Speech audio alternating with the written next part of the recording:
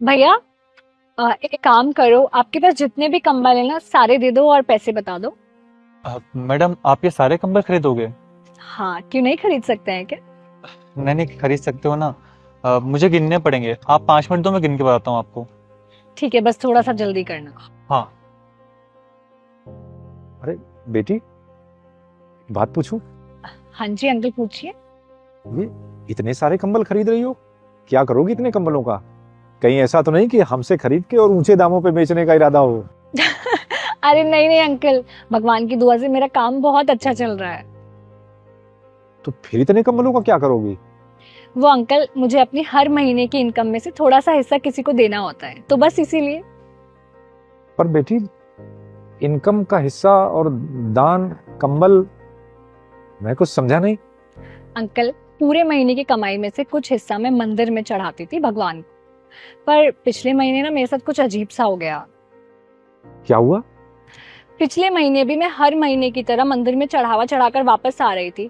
तभी मुझे एक भिखारी मिला। उसने बोला कि मैडम बहुत भूख लगी है, कुछ खाने को चाहिए। तो मैंने उसे 100 रुपए दे दिए और मैं घर आ गई। और उसी रात मुझे सपना आया और सपने में भगवान जी आए। और उन्होंने मुझसे कहा कि बेटा, इस महीने का हिस्सा पूरे 100 रुपए मुझे मिल गए हैं। उसके बाद मुझे कुछ समझ नहीं आया। मैंने बहुत सोचा कि इतने महीनों से मैं भगवान जी का हिस्सा चढ़ाकर आती हूँ, आज तक वो मुझे कभी सपने में नहीं दिखे। और यही मैंने एक भिखारी को खाने के लिए 100 रुपए दिए, वो सीधा भगवान जी के हिस्से में चले गए।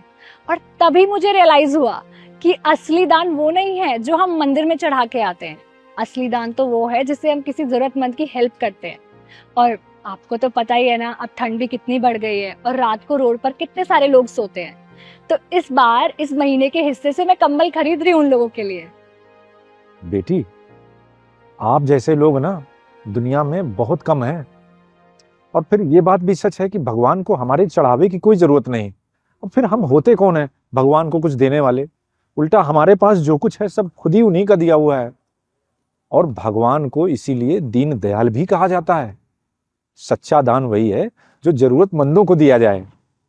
हाँ अंकल, बिल्कुल सही कहा आपने। मैडम पूरे 150 कंबल है। अच्छा ठीक है, कितने हुए? अब 1200 रुपये का एक कंबल है, तो उस हिसाब से हुआ। नहीं, 1200 नहीं, ऐसा करते हैं 1000 ही लगाते हैं। आखिर इस पुण्य के काम में कुछ हमारा भी तो हिस्सा होना चाहिए। बेटी, तुम 1000 के रेट से ही सारे कंबलों के पैसे दे दो। ठीक है अंकल, तो आपके हो गए 1.5 लाख रुपए। मनीष, इनको पेमेंट कर दो और सारे कंबल गाड़ी में रखवाओ, आज रात को ही बांटने हैं। जी मैम।